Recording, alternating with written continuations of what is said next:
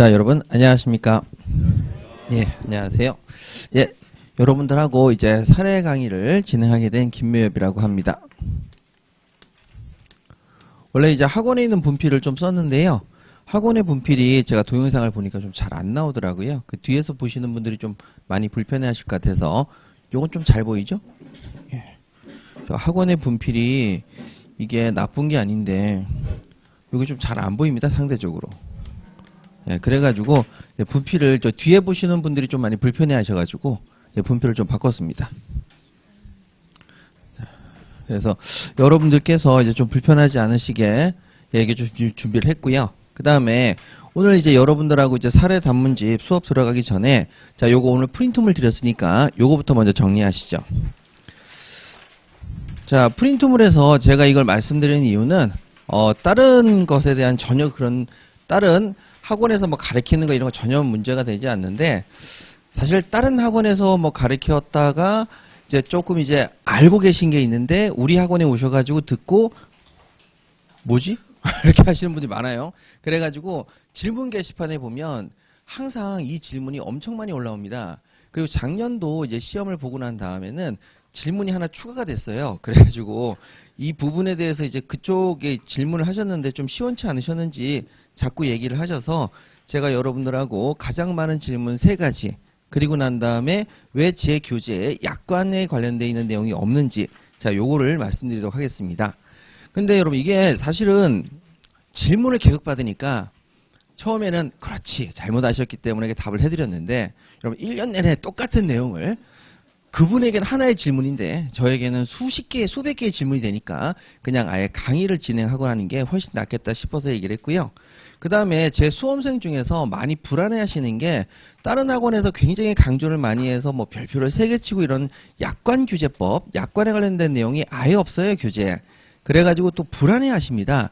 그래서 질문에 대한 부분을 아예 해결을 하고 그 다음에 약관 규제법이 없어도 괜찮은 이유를 말씀드리기 위해서 제가 이렇게 자료를 좀 준비했거든요. 자, 그러면 여러분 가장 많은 질문 3가지 중에서 첫 번째를 좀 한번 보겠습니다. 자, 먼저 요 계약법 관련된 질문이 사실은 2가지가 있거든요. 계약금 관련돼서. 자, 이 계약금 관련돼서 질문을 좀 많이 하시는데요. 일단 여기 부분을 많이 헷갈려 하십니다. 바로 쉼표 때문에 그런데, 자, 쉼표를 먼저 보시기 전에 거기 제가 예시를 해놨거든요. 그 예시가 드라마 예시입니다. 한번 보시죠. 자, 쉼표 하나 때문에 문장이 바뀐다 그래서 드라마 로스쿨, 드라마 이름이 로스쿨이었어요. 자, 로스쿨에서 나온 내용입니다. 자, 1번 대자보의 내용이 뭐라고 되어 있냐면, 학교 측은 B로부터 발전기금을 받았다. 그래서 B라는 사람으로부터 발전기금을 받았다라고 되어 있어요. 발전기금을 받았고, 그럼 그 다음에 쉼표가 있는지 없는지를 보세요. 쉼표가 없습니다. 자, 쉼표가 없고, 그 다음에 B를 교수로 채용했다. 그래서 채용했다. 이렇게 되어 있습니다. 쉼표가 없습니다. 자, 쉼표가 없고, 똑같이 양가로 2번은 드라마 로스쿨에 나오는 대자보 내용이 아니라 시험 내용입니다. 거기도 보시니까 똑같이 B로부터 발전기금을 받았고, 그 다음에 B를 채용했다라고 되어 있는데, 여러분 그 사이에는 쉼표가 있습니다. 이렇게 쉼표가 있죠. 그래서 첫 번째 문장은 쉼표가 없는 문장, 2번째 문장은 쉼표가 있는 문장입니다. 그럼 이 문장은 같다 다르다? 달라요. 우리가 생각하는 그 쉼표라고 하는 게 별 기능이 없는 것 같아도 사실 뭐 여러분 쉬라는 거 아니야? 쉬라는 게 아니라 쉬니까 2개의 문장으로 나눠진다는 뜻입니다. 자, 그럼 몇 개의 문장으로 나눠진다고요? 2개. 그럼 위에는 몇 개의 문장? 1개의 문장입니다. 예, 그래서 쉼표가 있고 없고에 따라서 문장이 전혀 달라지는데, 자, 그럼 어떻게 되느냐? 대자보 내용은 발전기금을 받았고 B를 교수로 채용했다. 뭐 때문에 채용했다? 발전기금을 받았기 때문에 채용했다. 이렇게 연결이 되는 겁니다. 근데 쉼표를 붙이게 되면 발전기금을 받았어요. 그래서 채용한 게 아니에요. 발전기금을 받았는데 다른 이유로 채용한 겁니다. 그래서 쉼표가 이렇게 쫙 들어가면 그때는 문장을 몇 개로 나눈다? 2개로 나눠서 읽어야 됩니다. 그러면 이게 어떤 일이 벌어졌냐면 대자보를 썼어요. 로스쿨 학생이 대자보를 쓰기를 B는 학교에다가 발전기금을 냈고요. 쉼표 없이 그래서 B가 채용됐어요. 라고 하니까 발전기금 때문에 채용됐구나. 그래서 얘는 명예훼손이 됩니다. 그런데 자 로스쿨 교수님이 시험 문제를 내요. 발전기금 해놓고 쉼표를 팍 찍어요. 그러면 이때에는 하나의 문장이다, 두 개의 문장이다. 두 개의 문장이기 때문에 발전기금을 냈어. 훌륭하신 분이군. 그런데 실력이 있으니까 채용됐겠지. 이렇게 하기 때문에 이건 명예훼손이 안 됩니다. 전혀 다른 문장이 되는 거예요. 그러면 제가 이거를 왜 말씀을 드리냐. 여러분 대법원 판례 내용을 한번 볼게요. 자 대법원 판례 문헌 보시면은 나본을 가세요. 자 나본에 뭐라고 되어 있냐면 당사자가 계약금의 일부만을 먼저 지급하고 자 계약금의 일부를 먼저 지급하고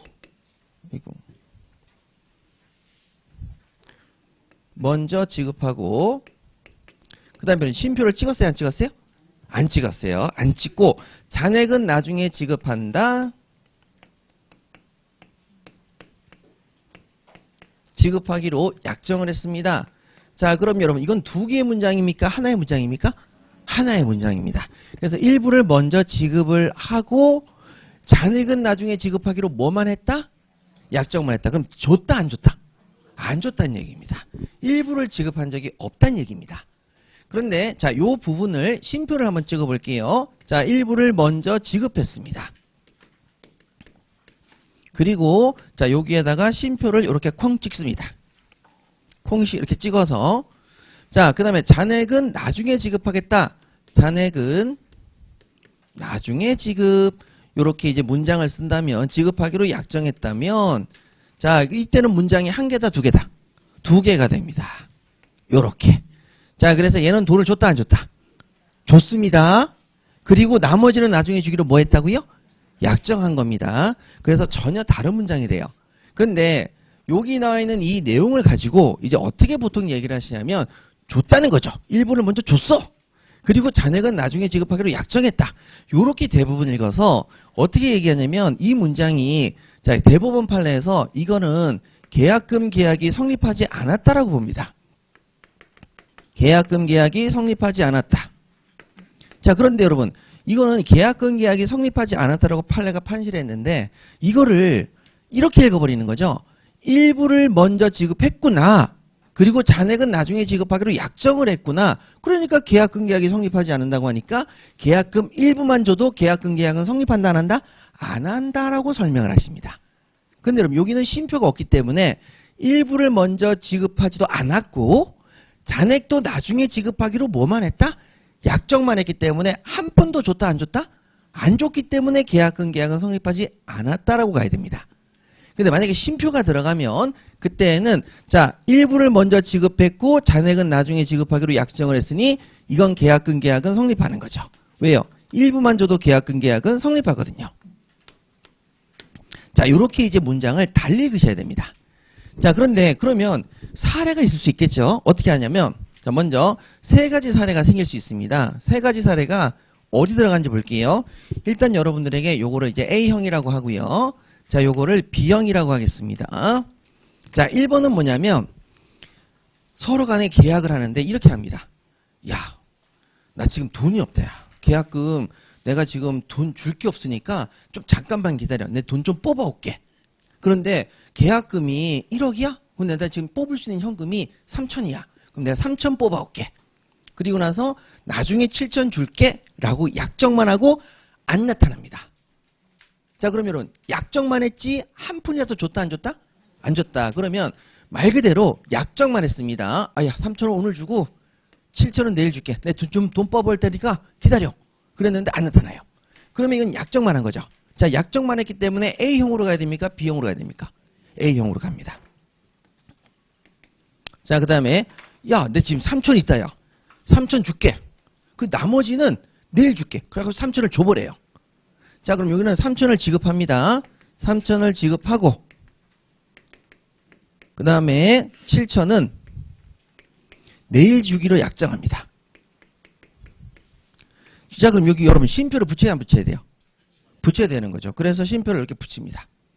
자 그럼 A형이 됩니까? B형이 됩니까? B형이 됩니다. 근데 요거를 이제 교수님들이 강사님들이 요거를 먼저 줬다라고 얘기하는데, 자, 어떤 일이 벌어졌냐면, 자, 얘가 3천을 줬습니다. 그 자리에 3천 줬다고요? 3천을 지급했어요. 그리고 7천은 내일 주기로 약정을 합니다. 7천은 내일 주기로 약정을 했어요. 그런데 여기 부분에, 자, 여기 부분에서 이게 가계약금이면 어떻게 되겠습니까? 여러분, 가계약금은 계약금입니까? 계약금이 아닙니까? 아니죠. 계약금이 아닙니다. 그러니까, 자, 가계약금은 계약금이 아닌데, 야, 가계약금으로 3천 줄게 하고 가계약금으로 3천 주고 나머지 계약금은 내일 7천 내일 줄게, 이렇게 얘기를 했다면, 자, 여긴 돈을 줬으니까 일단 쉼표는 되는 거고요. 대신에 무슨 계약금? 가계약금. 그럼 이건 A형입니까? B형입니까? A형입니까? B형입니까? 이게 이제 문제가 된 겁니다. 자, 여러분, 일부를 줬어요, 안 줬어요? 가계약금은 계약금이 아니잖아요. 그럼 줬어요, 안 줬어요? 안 준 거예요. 그럼 뭐만 한 거예요? 계약금을 뭐 한 거예요? 약정만 한 거예요. 그러니까 이건 A형으로 간다, B형으로 간다? A형으로 갑니다. 그래서 이 판례는 가계약금을 준 겁니다. 가계약금으로 얼마 줬다고요? 3천을 줬어요. 계약금 준 게 아니에요. 그리고 7천은 내일 주기로 한 거예요. 그러면 얘는 지금 가계약금이고 얘는 7천은 계약금으로 내일 주기로 했죠. 그러면 계약금을 한 푼도 준 적이 없다. 그래서 A형으로 가는 겁니다. 이렇게 돼야 돼요. 그래서 그럼 우리 시험에서는 이걸 민감하게 여러분 확실히 구별하느냐 안 하느냐? 구별하죠. 자, 그래서 8페이지를 잠깐 오늘 나눠드린 프린트물 8페이지를 가시게 되면, 자, 우리 교재 사례 단문집 387페이지로 확인해보자 라고 되어 있습니다. 자, 우리 교재 387페이지 한번 가보세요.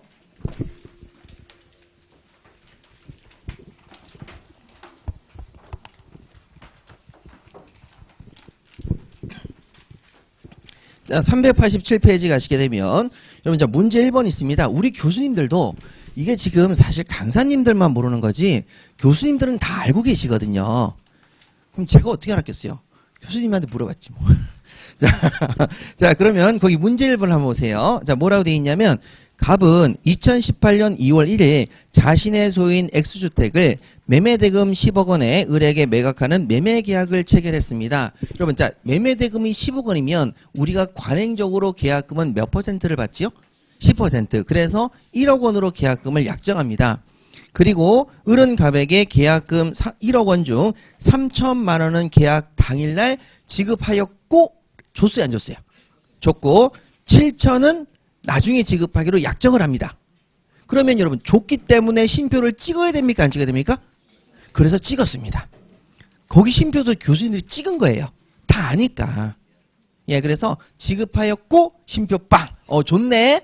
그 다음에 나머지 잔액은 다음에 기한을 주기로 약정했죠. 다음에 주기로. 예, 그렇게 해서 교수님들마저도 요 부분의 쉼표가 생명이라는 사실을 잘 알고 있죠.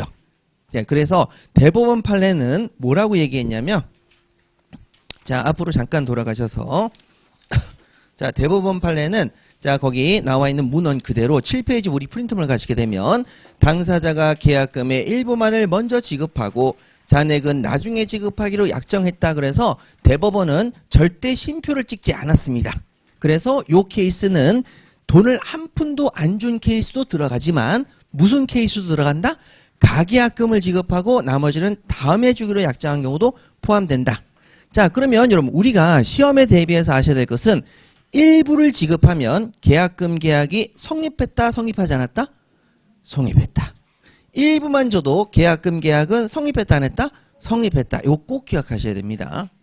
아니, 선생님, 전부 줘야 계약금 계약이 성립하는 거 아닙니까? 일부를 주면 계약금 계약은 성립하지 않는 거 아닙니까? 그러면 제가 항상 예시를 들죠.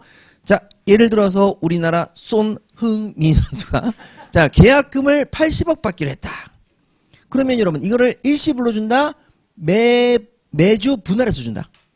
분할해서 주는 거죠. 주급입니다, 주급. 그러면 일부를 받았을 때 계약금 계약이 성립하지 않았다. 그러면 중간에 마음대로 계약을 깨고 이전할 수 있다, 없다? 이게 만약에 계약 일부를 줬는데 계약금 계약이 성립하지 않았다면 마음대로 딴 데로 이적하면 될 거 아닙니까? 근데 일부라도 받는 순간 계약금 계약이 성립했으니 이적하려면 어떻게 해야 돼요? 100을 상환하고 가야 됩니다. 무슨 말인지 아시겠어요? 그러니까 여러분 당연히 일부만 계약금을 받아도 계약금 계약이 성립했다 안 했다? 성립했습니다. 아, 왜 그래요? 프로야구에서 FA 같은 데 보면 자 4년에 80억 대박을 쳤다. 자 그러면 여러분 4년에 80억을 일시불로 준다. 매년 20억씩 준다.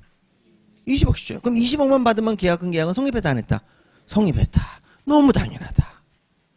너무 당연한 겁니다. 예, 그래서 여러분 실제 우리 일상생활에서도 일상생활은 아니지. 손하고 FA가 어떻게 우리 일상생활이겠어요? 자, 우리 일상생활이나 우리의 삶 속에서도 계약금 일부만 받으면 계약금 계약은 성립했다 안 했다?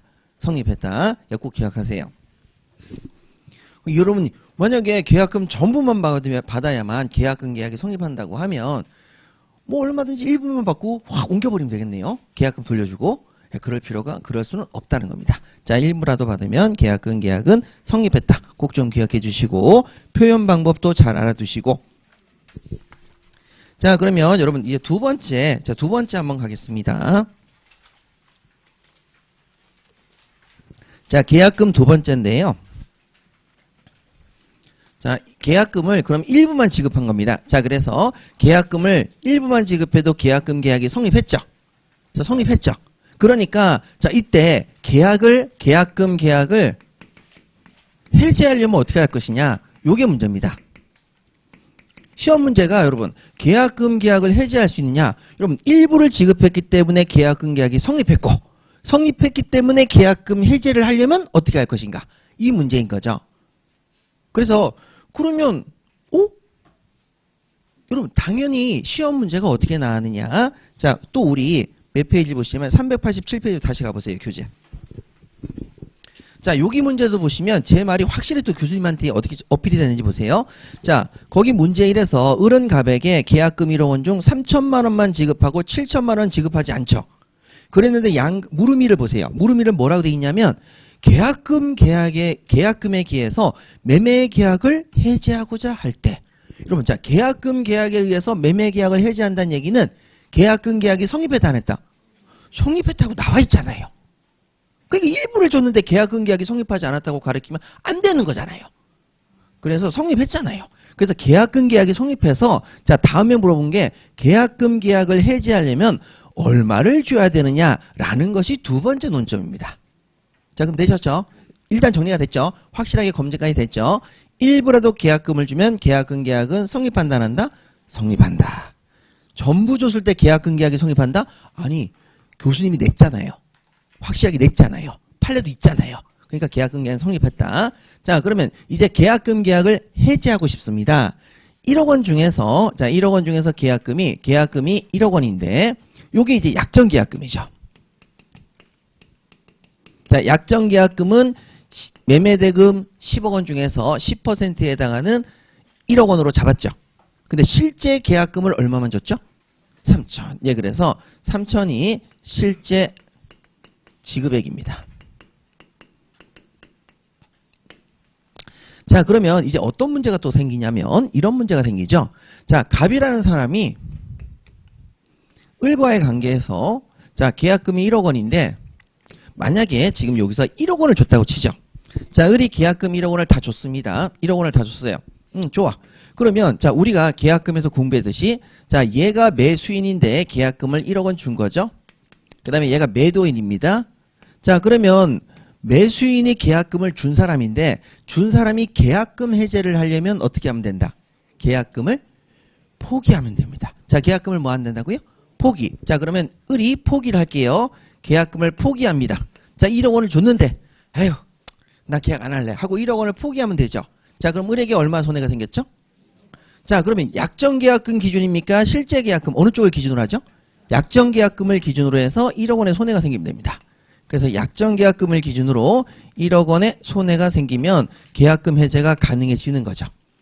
자, 그러면 두 번째, 자, 갑이 을한테 1억 원을 받았는데 자, 얘가 계약을 안 하겠다라고 해서 계약을 해지하려고 합니다. 계약금 해제를 하려고 합니다. 그럼 얘는 포기입니까? 배액 상환입니까? 배액 상환이죠. 자, 그럼 배액 상환을 보세요. 배액을 상환할 때 실제 약정 어느 쪽을 기준으로 놓죠? 당연히 약정 기준이죠. 자, 약정 기준으로 놓으니까 여기도 약정 기준으로 놓으니까 자, 값은 약정액의 몇 배? 2배. 2배입니다. 그럼 2배인데 자, 값은 지금 을왕한테 1억 원 받았어요, 안 받았어요? 을이 값한테 1억 원 줬다고요. 줬어요. 흔들리지 마세요. 요거 흔들리면 안 돼요. 줬어요? 자, 줬어요. 자, 그럼 값은 1억 원 받았죠? 자, 1억 원을 돌려주면 값한테 손해가 있어요, 없어요? 없죠? 왜? 을한테 받은 돈이잖아요. 아, 여러분 자꾸 내 주머니 왔다고 내 돈 이렇게 생각하지 마시고. 자, 을한테 계약금으로 1억 원을 받았죠? 자, 그러면 얘가 1억 원만 돌려주면 얘는 손해가 있다, 없다? 없다. 받은 돈만 돌려주니까. 자, 그러면 얼마를 더 줘야만 얘는 1억 원의 손해가 생겼어요? 1억을 더 더해줘야 되죠. 그러면 결론적으로 얼마가 돼야 됩니까? 2억. 그래서 배액상환이라는 뜻은 값이 얼마의 손해를 봐야 된다? 1억 손해를 봐야 계약금 해제가 가능해진다는 얘기입니다. 그래서 여기 나와 있는 값도 마찬가지로 배액을 상환하게 되면 그때는 1억의 손해가 생깁니다. 배액 상환해야지만 뭐가 생긴다? 1억 원의 손해가 생기죠. 자, 얘는 계약금을 뭐 해야 1억 원의 손해가 생기죠? 포기해야 생깁니다. 자, 그렇게 했을 때 아, 계약금 해제는 계약을 해제할 때 서로 약정 계약금 기준으로 얼마씩 손해를 보자? 1억 손해를 봐야 계약금 해제가 가능하구나. 이렇게 이제 결론이 나오는 거죠. 자, 그런데 이제 이번에는요. 자, 값이 있고요. 이렇게 을이 있는데 자, 이번엔 1억 중에서 1억 중 3천을 지급합니다. 3천만 원만 지급했어요. 자, 그럼 이때 을이 매수인이고 값이 매도인인데 자, 을이 계약금 해제를 하고 싶습니다. 자, 그러면 을은 계약금 해제를 하고 싶다면 자, 얘는 뭐 해야 된다고 그랬죠? 포기. 자, 뭘 해야 된다고요? 포기. 자, 포기를 해야 됩니다. 계약금을 포기해야 되거든요. 그런데 이때는 실제 지급액을 기준으로 가야 되겠습니까? 약정 지급액을 기준으로 가야 되겠습니까? 약정 계약금을 기준으로 가야 되겠습니까? 약정 계약금입니다. 그래서 얘는 포기만 하면 됩니까? 7천을 더 줘야 됩니까?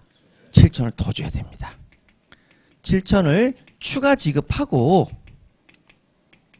그래서 약정 계약금 기준으로 1억이 손해를 봐야 되기 때문에 약정 계약금 기준 1억 손해를 봐야 되기 때문에 얼마를 더 줘야 된다? 7천을 더 줘야만 계약금 해제가 가능해집니다. 자, 요건 이해가 되시죠? 자, 그런데 시험의 포인트는 요거죠. 자, 값은 배액 상환입니다. 계약금 해제를 하고 싶으면 배액을 상환하는데 자, 요때 이 배액 상환에서 손해를 봐야 되죠. 그 손해는 실제 지급액을 손해 기준으로 봅니까? 약정 계약금을 기준으로 봅니까? 여기도 약정 계약금입니다. 그래서 여기도 약정 계약금이죠. 그럼 얘는 얼마의 손해를 봐야 되는 거죠? 1억의 손해입니다.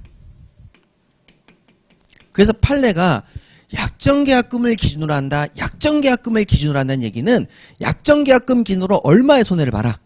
1억의 손해를 보라는 얘기입니다. 그럼 1억의 손해니까 자, 을로부터 얼마를 받았습니까?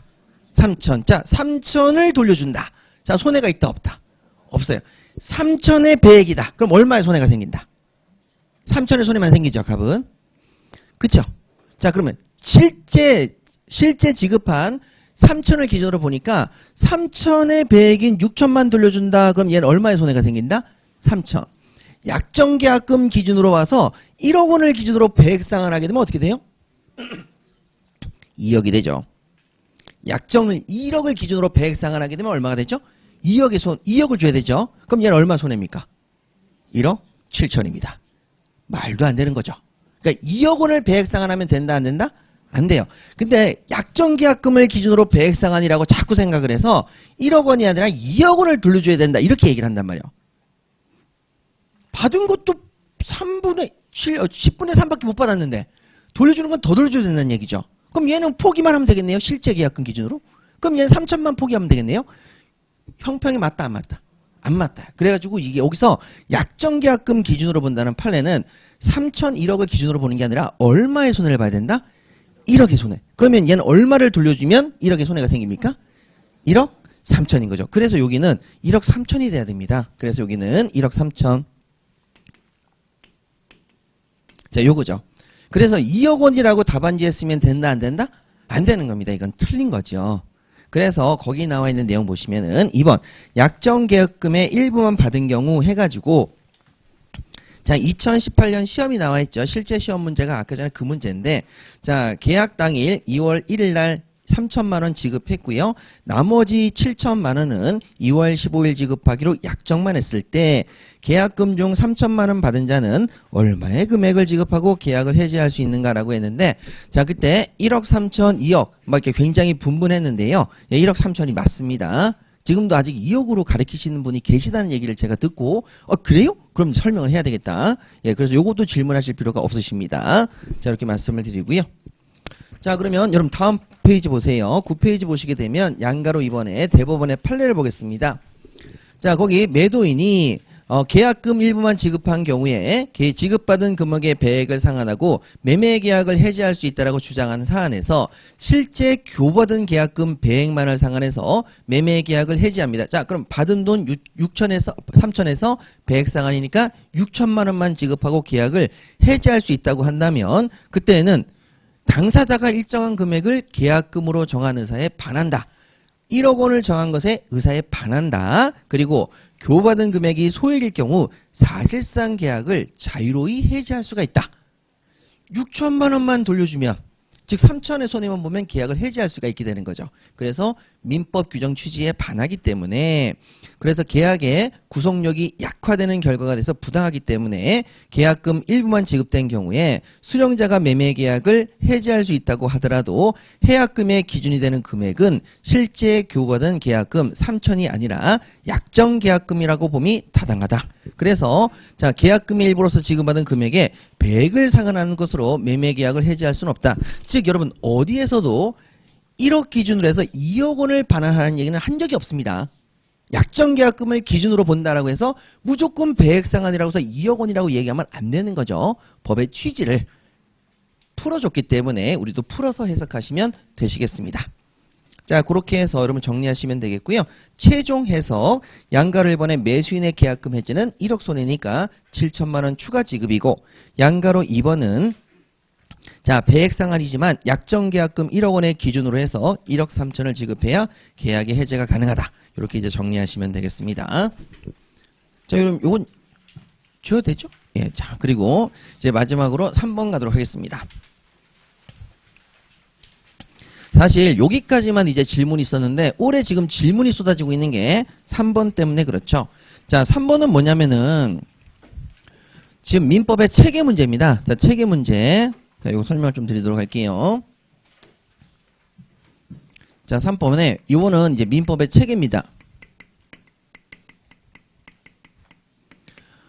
자, 민법의 체계인데, 자, 민법의 체계를 알지 못하면 이때는 이제 좀 여러분들이 굉장히 어려워하죠. 그래서 민법의 체계를 제가 작년까지는 이제 확실하게 논점 잡는 방법으로 체계를 말씀드린 게 아니라 요게 나오면 이걸 정답으로 쓰세요라고 얘기를 했는데 많은 분들이 또 요걸 또 헷갈려 하셔서 자, 그러면 요번에 설명을 좀 드릴게요. 자, 우리가 계약 촉론이 있습니다. 계약 촉론. 자, 그 다음에 계약 강론이 있습니다. 자, 그러면 여기 이제 독일식 체계의 굉장히 특징인데요. 계약 강론에는 자, 계약을 체결할 때 각각의 계약에 논점들을 써놓은 겁니다. 그러면 각각의 계약이니까 제일 먼저 이제 우리가 나오는 게 증여 계약이 먼저 나오고요. 자, 그 다음에 이제 매매 계약이 나옵니다. 그 다음에 여러분 임대차 계약도 나오고요. 도급 계약도 나옵니다. 그 다음에 조합도 나오죠. 화해 계약도 나오고 여러 가지가 나옵니다. 그러면 자, 여기서 독일식 체계의 특징은 여기 각각의 계약에서 공통된 요소들이 있겠어요? 없겠어요? 있습니다. 자, 공통된 요소들을 앞으로 뭐 한다? 빼놓는 게 특징입니다. 그래서 계약의 촉론을 딱 가시게 되면 먼저 청약, 승낙. 그래서 청약과 승낙의 의사의 합치가 있으면 계약이 성립한다. 아, 계약의 성립. 자, 요런 부분이 나와 있습니다. 촉론에 보시면. 자, 그래서 여러분, 우리 교재 잠깐만 보시게 되면은요, 목차에서. 자, 여러분, 목차 한번 보세요. 우리 교재 맨 앞에 보시면 목차가 있는데, 계약의 성립이라는 게 있습니다. 계약의 성립. 자, 그 다음에 좀 자세히 써드리려고요. 그 다음에 계약 체결상의 과실 책임도 있고요. 계약 체결상 과실 책임. 자, 동시에 항변권도 있습니다. 자, 그 다음에 여러분 제3자를 위한 계약도 있습니다. 위한 계약도 있고요. 자, 그 다음에 여러분 해제, 거의 관련돼 있어 계약의 해제권과 해지권이 있습니다. 자, 그래서 해제권만 쓸게요. 해제권. 자, 해제가 있는데 해제는 다시 세 가지로 나누시죠. 합의 해제, 약정 해제, 법정 해제. 그래서 합의 해제도 있고 약정도 있고 법정도 있습니다. 자, 이렇게 이제 형태가 나눠져 있거든요. 자, 그러면 여러분 여기서 이제 공통된 특징을 앞으로 뽑아놓은 거니까 첫 번째, 증여계약을 체결하려면 계약이니까 뭐가 있어야 되겠습니까? 청약, 승낙. 그래서 청약, 승낙을 앞으로 뽑아놓은 겁니다. 자, 증여계약이 성립하려면 청약과 승낙의 의사의 합치가 있어야만 증여계약이 성립하는 거죠. 자, 그 다음에 매매계약입니다. 매매계약도 성립하려면 뭐가 필요합니까? 청약, 승낙, 의사의 합치. 자, 임대차 계약일 경우에도 계약이 성립하려면 뭐가 필요합니까? 청약, 승낙, 의사의 합치. 도급계약도 마찬가지로 뭐가 필요합니까? 청약, 승낙, 의사의 합치. 야, 우리 조합 운영해가지고 자, 우리 공동사업 좀 해보자 라고 청약을 하니까 상대방이 뭐한다? 승낙한다. 그래야만 조합계약이 성립하는 거죠. 그래서 여러분 공통적인 요소를 앞으로 끄집어놨죠. 자, 그 다음에 계약 체결상의 과실 책임은 계약을 체결하기 전에 목적물이 멸시되는 겁니다. 자, 그럼 매매계약 말고 증여계약의 경우에도 증여계약을 체결하기 전에 증여하기로 한 부동산 건물이 소실될 수 있어요, 없어요? 있어요. 그러면 이것도 뭐가 될 수 있습니까? 계약 체결상의 과실 책임. 자, 매매계약을 체결했는데 매매계약 체결하기 전날에 목적물이 소실될 수 있어요, 없어요? 있어요. 그럼 뭐로 가야 된다? 계약 체결상의 과실 책임. 자, 그러면 임대차 계약도 마찬가지다. 마찬가지죠. 임대차 계약을 체결하기 전에 목적물이 멸실할 수 있어요, 없어요? 있어요. 내 건물이 너무 많아. 100세대. 하나 멸실한다고 내가 어떻게 알겠어? 이렇게 되는 거죠. 자, 계약 체결상의 과실 책임. 자, 그럼 여러분 동시에 항변권도 볼게요. 증여계약, 동시에 항변권이 없어요, 이거는.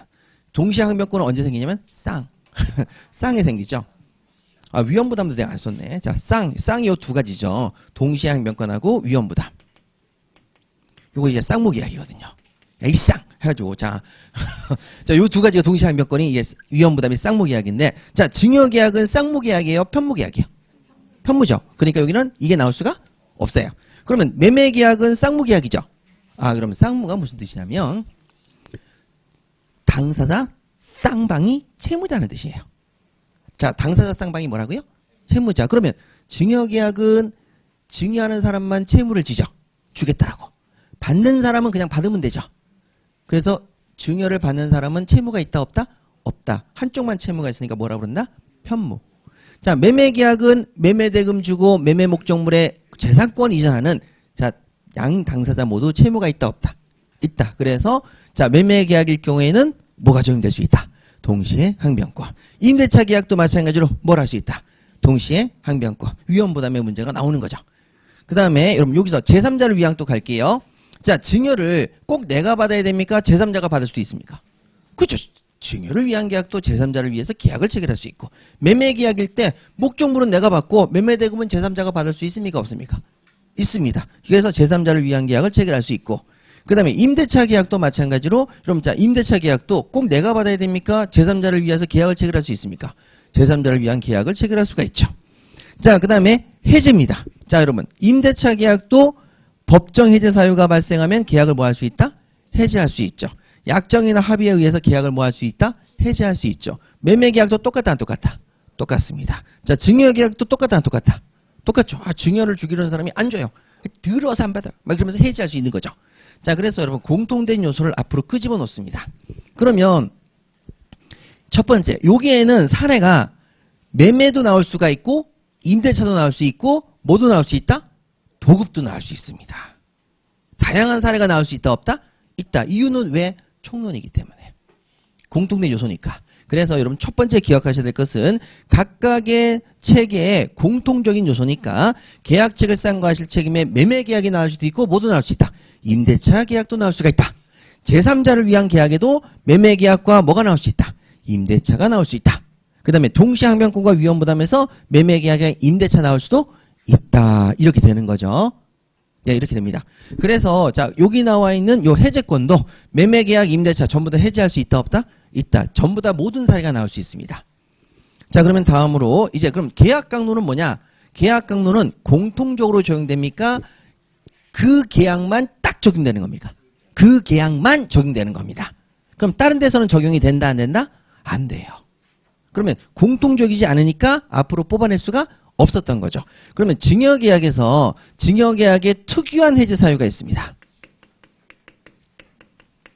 특유한 해제 사유가 뭐냐면 서망태, 서면에 의한 증여, 해제할 수가 없다. 망은행위 때는 계약을 해제할 수가 있다. 그 다음에 재산 상태의 현저한 변경, 자 그랬을 때 계약을 해제할 수 있습니다. 그러면 증여계약에 특유한 해제 사유가 나중에 공부하시게 될 건데 서망태 3개가 있다고 칠게요. 자 그러면 얘는 증여계약은 해제권을 몇 가지 행사할 수 있다? 3가지라고 하면 틀리죠. 왜 그러냐면 증여계약에 서망태라는 특유한 해제 사유가 있지만 어디에도 또 해제 사유가 있습니까? 총론에요. 어디에도 있다고요? 총론. 그래서 여기 해제를 또 할 수 있습니다. 그러면 증여계약의 해제 사유는 총 몇 가지다? 6가지입니다. 자, 그래서 여러분 거기 프린트물 잠깐 보시게 되면 자, 10페이지에 자, 법적 성질은 제가 말씀드린 거고요. 나번에 함께 적용되는 부분 해 가지고 자, 요게 함께 적용되는 부분입니다. 자, 여러분 여기서 기존에 여기 요 계약이 있지 않습니까? 그럼 여기 계약이 있으면 요것도 적용되고 뭐도 적용된다? 요것도 적용된다. 그러니까 함께 적용되니까 총 몇 가지 해제를 할 수 있다? 6가지 해제를 할 수 있게 됩니다. 그런데 두 번째로는 이제 충돌되는 부분이라고 해서 자, 충돌되는 부분이 생길 수도 있습니다. 자, 그럼 어떤 충돌이냐? 제가 설명을 잠깐 드릴게요. 자, 계약 체결상의 과실 책임을 딱 보니까 계약 체결상의 과실 책임을 보니까 자, 뭐라고 돼 있냐면 계약 체결상의 과실 책임 중에서 자, 전부하고 일부인데 전부하고 일부를 보기 전에 이 계약 체결상의 과실 책임은 후발적 불능입니까? 원시적 불능입니까? 원시적 불능. 계약을 체결하기 전부터 불능 상태. 그러니까 우리 원시인처럼 계약을 체결하기 전부터 불능 상태에서 얘를 원시적 불능이라고 부릅니다. 계약을 체결하기 전부터 불능이 된다는 거죠. 나중에 다 공부하실 거고요. 계약이 체결되고 난 후에 불능이 되면 우리 뭐라고 부릅니까? 후발적 불능이라고 부릅니다. 자, 그럼 계약 체결 시점을 기준으로 해서 전에 불능이 되면 무슨 불능? 원시적 불능. 계약 체결 후에 불능이 되면 우리 무슨 불능? 후발적 불능이라고 부릅니다. 자, 그런데 이 원시적 불능인데 불능이 되는 방법은 2가지가 있을 수 있겠죠. 전체가 불능이 되는 방법도 있고 일부가 불능이 되는 방법도 있습니다. 자, 그래서 전부가 불능이 되는 방법, 일부가 불능이 되는 방법 몇 가지가 있다? 2가지가 있죠. 일부가 불능이 됐는데 전체를 못 쓸 수도 있는 거 아닙니까? 그래서 이게 불능이 되는 방법이 2가지가 있는데 그러면 자, 여기 계약 체결상의 과실 책임은 그냥 전부든 일부든 전부 다 원시적 불능일 때 계약 체결상의 과실 책임 적용된다라고 가면 되는데 자, 이번엔 충돌이 됩니다. 어떻게 충돌이 되냐면 매매 계약을 가만히 보니까 여기 매도인의 담보 책임이라는 게 있습니다. 매도인의 담보 책임. 자, 요 매도인의 담보 책임 규정을 보니까 일부 멸실의 경우가 있습니다. 그래서 목적물의 일부 멸실, 즉 계약을 체결하기 전부터 목적물이 전부 멸실되었다, 일부 멸실되었다. 일부 멸실되었다는 규정이 있습니다. 그래서 일부 멸실입니다. 일부 멸실일 때에는 매도인의 담보 책임을 적용하라고 했습니다. 자, 그러면 여러분 여기는 자 보세요. 서망태 요런 특이한 해제 사유가 있고 추가 사유가 더 있는 거죠. 그런데 여기는 원시적 불능인데 무슨 멸실에 대한 매도인의 담보 책임 규정이 있다고요? 일부. 자, 일부의 경우에는 요거를 써. 자, 일부의 멸실은 뭐를 써? 매도인의 담보 책임을 쓰라는 규정이 있습니다.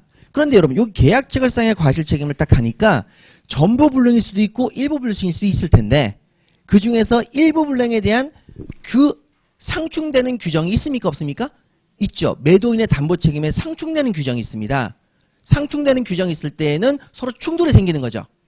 계약 체결 전부터 원시적 불능인데 전부 일부라는 계약 체결상의 과실 책임과 그 다음에 일부에 대한 매도인의 담보 책임이 서로 충돌하죠. 어디에 대해서? 일부에 대해서만. 어디에 대해서만? 일부에 대해서만. 서로 충돌하죠. 그럼 충돌하면 저걸 써야 될까요? 요걸 써야 될까요? 당연히 특유한 형태를 써야 되겠죠. 당연히 뭘 쓴다고요? 특유한 형태를 써야 되겠죠. 그러면 매도인의 담보 책임에서, 즉 매매 계약에서 계약 체결 전에 원시적 불능일 때 일부 멸실이라면 뭘 쓰고? 매도인의 담보 책임을 쓰고 충돌하니까. 그럼 저기서는 쓰면 된다 안 된다? 안 된다. 예, 이렇게 된단 말이죠. 쓰면 안 됩니다. 이게 충돌하는 케이스입니다. 항상 뭐가 우선이다? 강론이 우선입니다. 강론이 우선인 거죠. 그래서 이쪽 부분을 쓰셔야 됩니다. 그래서 제가 아예 수업 중에 논점을 잡을 때, 자, 원시적 불능일 때 전부라면 뭐를 꼭 답안지에 쓰시고, 계약 체결상의 과실 책임. 일부일 때는 답안지를 뭐로 쓰시고, 매도인의 담보 책임 이렇게 쓰시라고 얘기를 한 겁니다.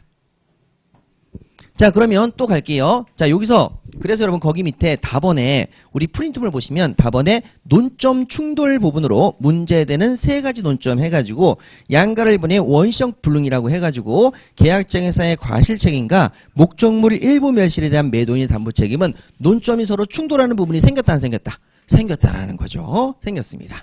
그랬을 때는 답안지에 꼭 뭘 써라? 매도인의 담보 책임 요걸 쓰셔야 됩니다. 자, 그러면 또 다음 갈게요. 자, 위험부담입니다. 자, 거기 양가로 이번에 보시면 위험부담이 나와 있죠. 자, 위험부담은 후발적 불능입니다. 자, 그래서 요거는 계약 체결 전의 불능이다, 계약 체결 이후의 불능이 된다. 이후의 불능이라서 후발적 불능입니다. 그런데 양 당사자의 잘못이 없을 때에는, 즉 매매 계약일 때 매도인 매수인 모두의 잘못이 없을 때에는 어떻게 해야 된다?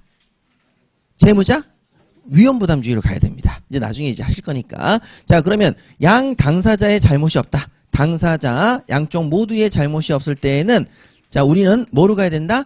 채무자 위험부담주의로 가야 됩니다. 그런데 자, 여기 매매 계약을 또 보니까 또 여기에 상충하는 게 있습니다. 매매 계약에서 전부 타인 권리 매매입니다. 전부 타인 권리 매매에서, 자, 만약에 전부 타인의 물건을 팔았는데 못 넘겨준다면 그때는 매도인이 담보 책임을 지랍니다.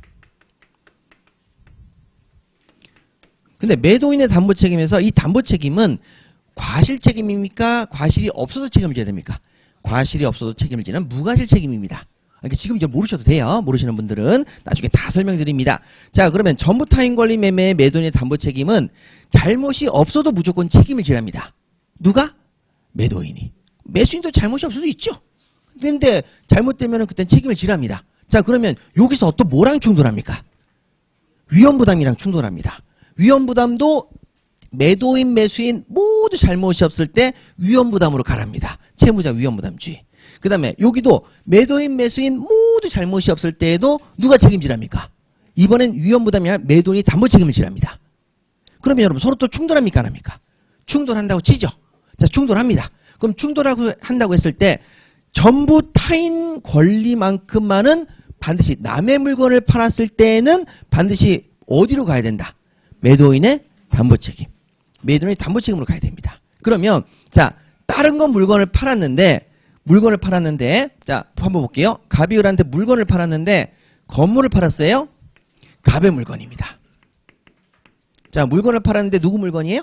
갑의 물건. 매도인 지 물건입니다. 그랬는데 양 당사자의 잘못이 없이 지진으로 붕괴되었다. 자, 지진으로 붕괴되었다. 그러면 여러분 이때는 자, 전부 타인입니까? 전부 타인이 아닙니까? 갑이 자신의 물건을 팔았으니까 타인 물건을 판 게 아니죠. 그러면 이걸로 해결한다? 위험부담으로 해결한다? 위험부담으로 가셔야 됩니다. 근데 여기서 갑이 A의 물건을 팔았다. 그랬는데 못 넘겨준다. 그럴 때는 당연히 뭐가 됩니까? 전부 타인 권리가 되는 거죠.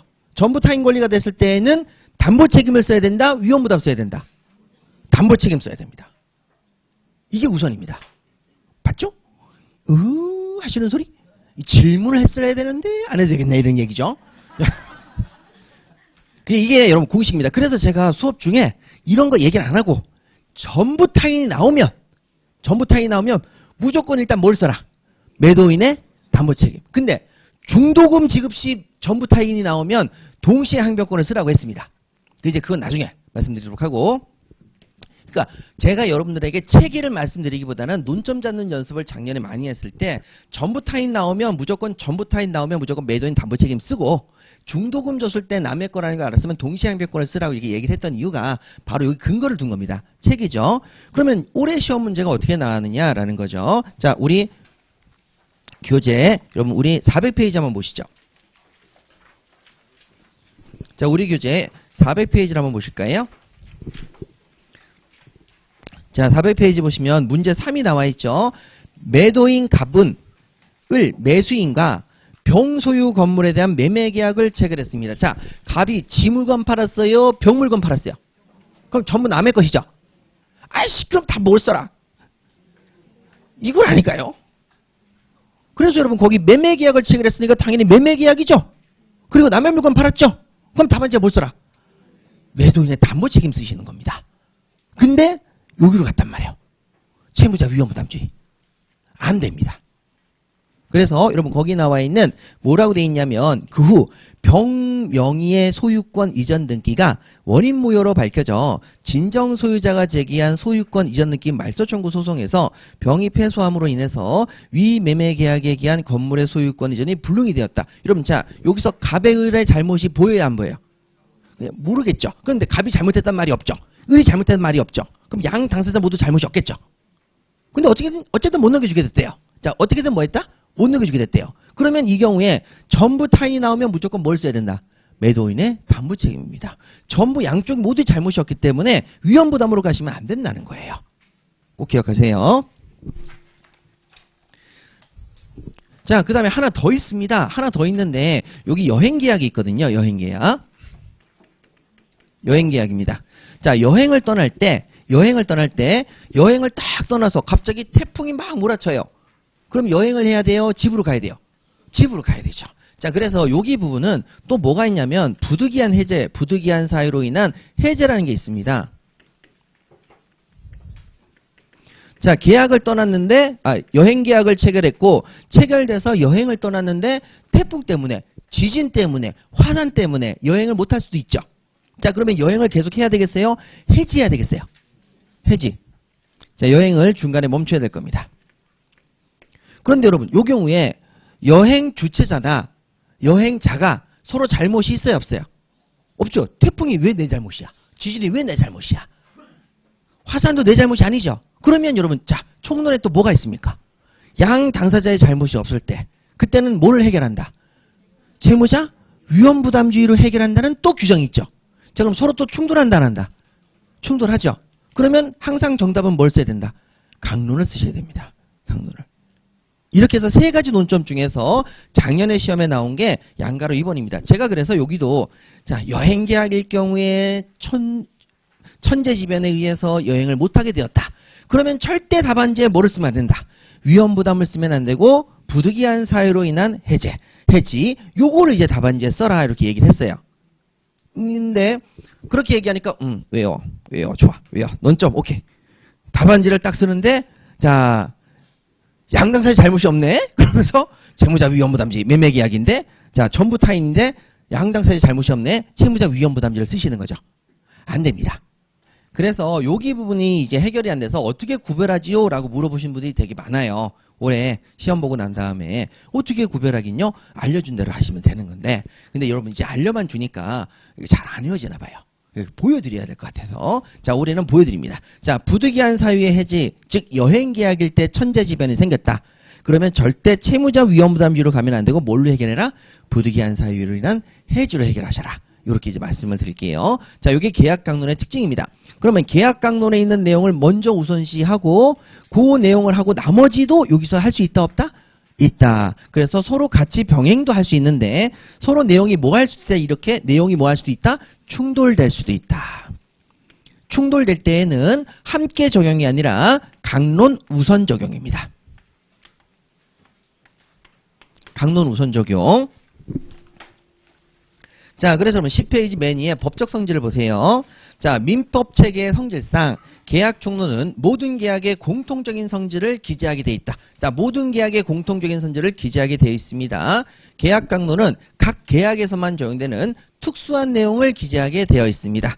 따라서 계약 강론에서 적용되는 내용에 계약 총론의 내용도 함께 적용될 수가 있다. 바로 이런 거죠. 여기 해제 사유는 하나만 있다, 여러 개 있다. 여러 개 있습니다. 함께 적용될 수 있고요. 하지만 계약 총론의 논점과 계약 강론의 논점이 서로 충돌하는 경우 요 세 가지. 요 세 가지가 시험에 나올 겁니다. 나온다 하더라도 충돌하게 되면 이때는 함께 적용되면 큰일 나죠. 서로 충돌하니까. 그래서 채권 강론의 논점만이 적용되게 된다.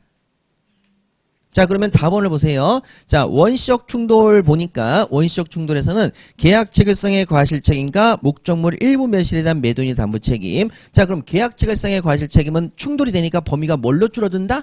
전부. 일부일 경우에 충돌이 생길 수 있죠? 그러니까 그때는 일부는 뭐가 적용된다? 매도인의 담보 책임. 그러니까 여기는 뭐가 적용된다? 전부. 자, 그래서 여러분 거기 양가 1번에 계약 체결상의 과실 책임 밑에다 밑줄 그으시고 전부로 제한됩니다. 전부로 제한된다. 자, 그 다음에 양가로 이번에 후발적 불능은 채무자 위험부담주의야 전부 타인 권리 매매의 매도인의 담보 책임이죠. 전부 타인이면은 그때는 절대 뭐가 적용돼서는 안 된다. 채무자 위험부담주의 X인 거죠. 그 다음에 양가로 3번에 자, 채권자나 채무자 위험부담주의와 여행계약에서의 부득이한 사유의 해지가 나오면 뭐는 적용되면 안 된다? 채권자, 채무자 위험부담주의 X입니다. 그건 적용되면 안 돼요. 애초에 적용되면 안 되죠. 자, 여기는 일부가 충돌됐으니까 일부는 매도인의 담보책임, 충돌되는 부분이 아닌 전부는 뭘로 해결한다? 계약체결상의 과실책임. 이렇게 이제 된다는 얘기죠.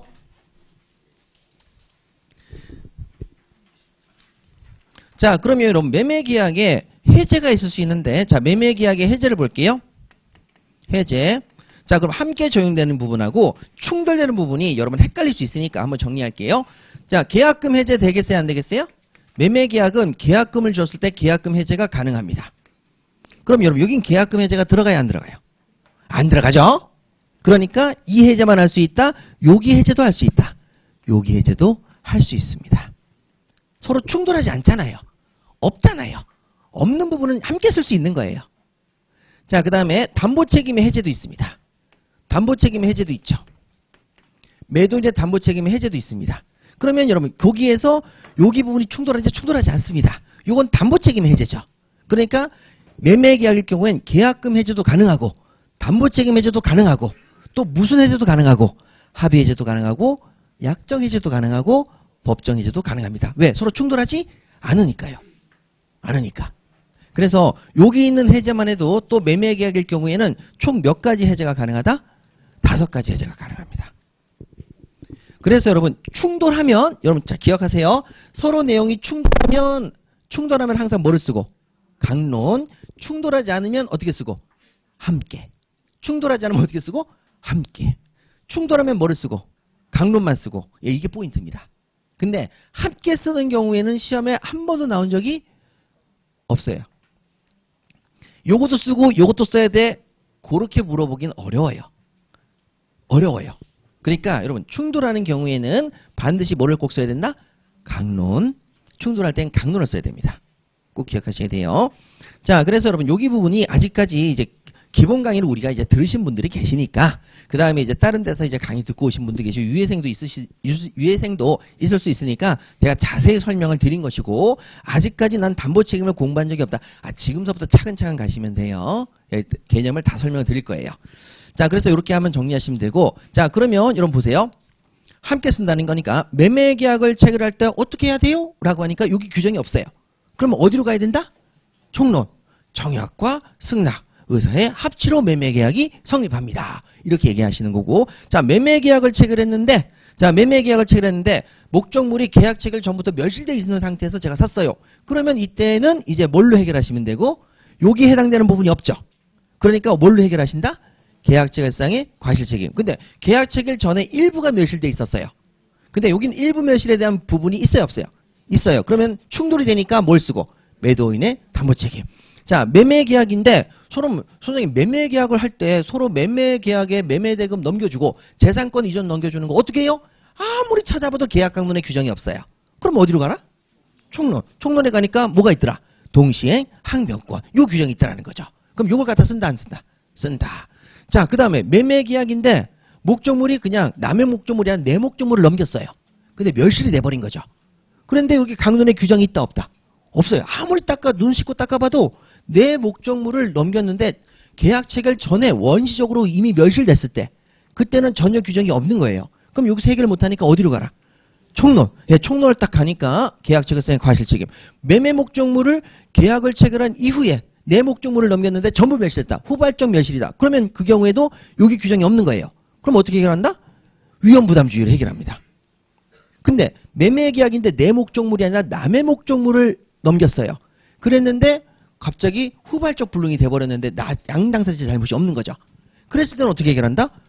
여기 규정이 있네. 요걸로 해결합니다. 전부 타인권리 매매에 따른 매도인의 담보책임. 자, 그 다음에 매매 계약을 체결했는데 자, 제가 물건을 샀어요. 그런데 그 물건을 제가 받아야 되는 게 맞죠. 근데 그게 아니라 저희 엄마한테 보내달라고 했어요. 그러면 당사자 사이의 계약입니까? 제3자를 위한 계약입니까? 제3자를 위한 계약이죠. 자, 그런데 여기 규정이 없어요. 그럼 해결 안 한다? 총론으로 간다. 총론으로 가시는 거죠. 이런 식으로 해결하면 됩니다. 그 다음에 내가 매매 계약을 체결했는데 돈을 다 줬는데 매도인이 소유권 등기를 안 넘겨줘요. 짜증나네? 이렇게 된 거죠.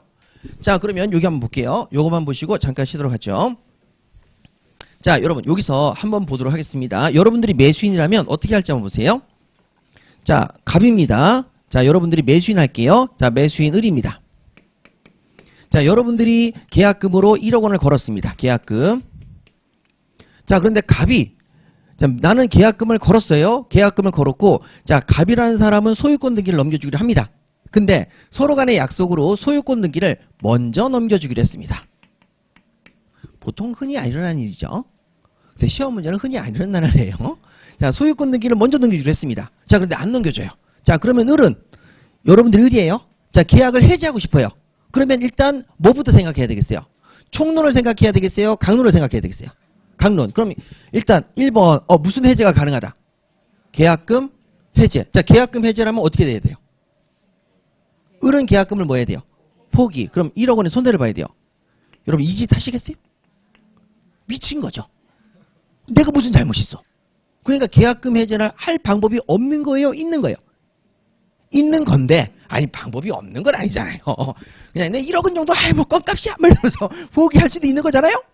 물론 있을 수 없는 일이지만 근데 아예 없는 거예요? 있는 거예요? 있긴 있어요. 안 할 뿐이지. 자, 그럼 이거 안 할 거예요. 자, 그럼 두 번째 매도인의 담보 책임이 있었죠. 매도인의 담보 책임 해제도 가능하죠. 근데 매도인의 담보 책임 사유에 하나도 안 들어가요. 들어간다 안 들어간다? 안 들어가요. 매도인의 담보 책임 선생님 그럼 사유가 뭐예요? 외우세요. 외워야 돼요. 자, 그래서 자, 매도인의 담보 책임도 사유가 안 들어가요. 요 사유도 안 됩니다. 자, 안 할래 이거. 뭐 할 수가 없어요 이거는. 요건 할 수 있는데 미친 짓이라서 안 하는 거고. 요건 할 수가 없어요. 사유가 안 들어가서. 자, 그 다음에 이제 3번입니다. 자, 3번 가시니까 이제 끝났어요. 다른 해제가 있어요. 다른 해제가 있습니다. 무슨 해제가 있다? 총론의 해제가 있죠. 총론의 해제가 있죠. 자, 그래서 서로 간에 합의하에 해제를 할 수 있어요? 없어요? 있어요. 자, 을이한테 가서 야, 이럴 바에는 그냥 해제하자. 이렇게 얘기한 거죠.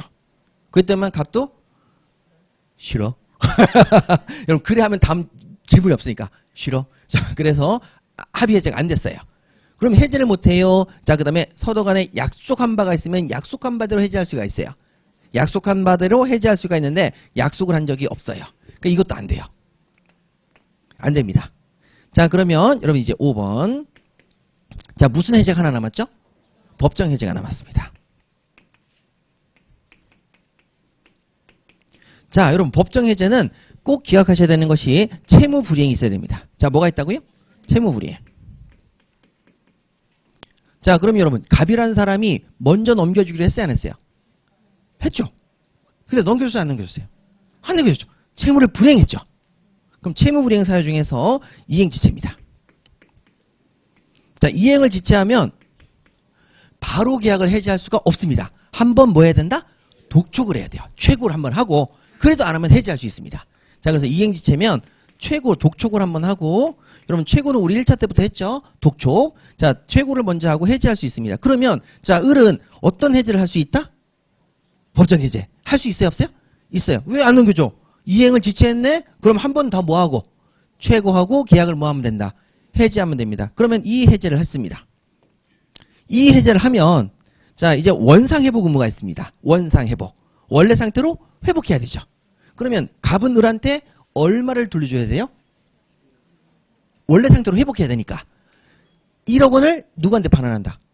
을에게 반환합니다. 그래서 1억 원을 반환하니까 자, 을은 손해가 생겼어요? 안 생겼어요? 안 생겼어요. 1억 원 반환하니까 을은 빵원의 손해가 생깁니다. 손해가 없는 거죠.